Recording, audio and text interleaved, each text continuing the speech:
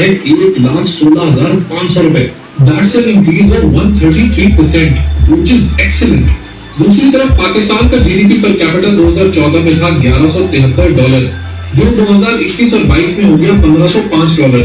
That's an increase of 28%. कहाँ 28% और कहाँ 133%। ये जो 28% भी है ना, क्योंकि इन्फ्लेशन 40% है, तो एक्चुअली में पाकिस्तानी की जो इनकम है वो डिक्रीज हो चुकी है। फॉरेन एक्सचेंज रिजर्व्स की बात करें तो इंडिया के 2014 में फॉरेक्स रिजर्व्स थे $303 बिलियन, जो इस वक्त है $578 billion. If you look at Pakistan तो हमारे 2014 में फॉरेक्स रिजर्व्स थे $15 बिलियन, जो इस वक्त कम होकर रह गए हैं $8.7 बिलियन। इसमें मैंने स्टेट बैंक और कमर्शियल बैंक्स दोनों के रिजर्व्स को ऐड कर लिया है। कहाँ $578 बिलियन और कहाँ सिर्फ $8.7 बिलियन। इससे पता लगता है कि इंडिया की एक्सपोर्ट्स कितनी तगड़ी हैं, इंडिया के रेमिटेंसेस भी कितने स्ट्रॉन्ग हैं और बैलेंस ऑफ ट्रेड कितना जबरदस्त है। एक्सपोर्ट्स की बात करें तो 2014 में इंडिया के एक्सपोर्ट्स थी $231 बिलियन, जो इस वक्त $670 अरब तक पहुंच चुकी है। That is colossal. Comparatively Pakistan की 2014 में एक्सपोर्ट्स थी $24.7 बिलियन और 2021-22 में ये बढ़कर होगी $31.5 billion. Hardly an increase of 27% versus 190% of India. Inflation यानी महंगाई की बात करें तो करंटली इंडिया का इन्फ्लेशन रेट है सिर्फ 5.6% यानी कि 5.6%, जबकि दूसरी तरफ हमारे मुल्क में इन्फ्लेशन रेट यानी कि महंगाई की शरह है 40%। इसका मतलब यह है कि अगर कोई शख्स पिछले साल तक 100 रुपए कमा रहा था तो अब उसकी जेब में सिर्फ 60 रुपए रह गए। ये है चाय वाले का कमाल और ये है हमारे सुपीरियरिटी कॉम्प्लेक्स के शिकार पॉलिटिशियंस की पॉलिसीज का रिजल्ट। आप सब लोगों को याद होगा कि हमारे प्राइम मिनिस्टर ने वादा किया था, प्रॉमिस किया था कि वो 50 लाख घर बनाएंगे। उन 50 लाख घरों का क्या हुआ किसी को कुछ नहीं पता।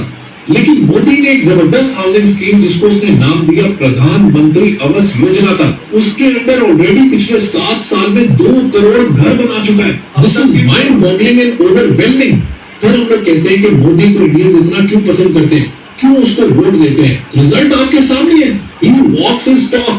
चलिए जी आगे बढ़ते हैं। मेरे ख्याल में मोदी की जो सबसे बड़ी कंट्रीब्यूशन है वो इंडिया की यूथ के लिए है। उसने इंडिया के यूथ का पर्सपेक्टिव, उनका पॉइंट ऑफ व्यू बदल के रख दिया है। जॉब सीकर्स की बजाय उन्हें जॉब क्रिएटर्स बना दिया है। पावर में आते ही मेक इन इंडिया का क्या कमाल कॉन्सेप्ट उन्होंने इंट्रोड्यूस किया था, उसका नतीजा आप इंडिया की एक्सपोर्ट्स की शक्ल में देख ही चुके हैं। लेकिन उससे ज्यादा बड़ी बात यह है कि इंडिया की IT exports amount to $156 billion. This is almost 40% of the entire GDP of Pakistan. जबकि अगर पाकिस्तान की आईटी एक्सपोर्ट्स की बात करें तो they stand at only $2.5 billion. आज की दुनिया में जिसमें IT is everything, future belongs to artificial intelligence, augmented reality, ChatGPTs of the world। वहाँ पर हम कहाँ हैं और इंडिया कहाँ है। इंडिया के सुपरस्टार्स अब शाहरुख खान, आमिर खान और सलमान खान नहीं है। उनके सुपरस्टार्स हैं अब अनुपम मित्तल, अंकुर वारिकू, बानी, Kunal Shah, and the list is endless. ये सब एंटरप्रेन्योर्स हैं जो इंडिया की इकोनॉमी को सपोर्ट कर रहे हैं। पाकिस्तान की बात करें तो हमारे नेशनल हीरोज हैं मेरा दिल ये पुकारे आजा और पार्टी हो रही है। इससे पता लगता है कि हमारी नेशनल प्रेफरेंसेस क्या हैं। हम लोग सारी उम्र पढ़ते रहे कि Pakistan is an agrarian country, Pakistan एक एग्रीकल्चरल कंट्री है, इसीलिए हमारे पास अनाज की कभी कमी नहीं होगी। लेकिन हालत ये है कि आज हमें व्हीट यानी आटा भी इंपोर्ट करना पड़ता है। जबकि दूसरी तरफ अगर आप इंडिया को देखें तो उन्होंने एग्रीकल्चर के ऊपर इन्वेस्टमेंट को 3 से 4 गुना कर दिया है।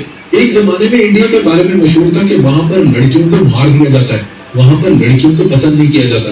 लेकिन मोदी के दौर में पहली दफा इंडिया की तारीख में जो सेक्स रेशियो है फीमेल वर्सेस मेल, वो फीमेल्स के फेवर में चला गया है।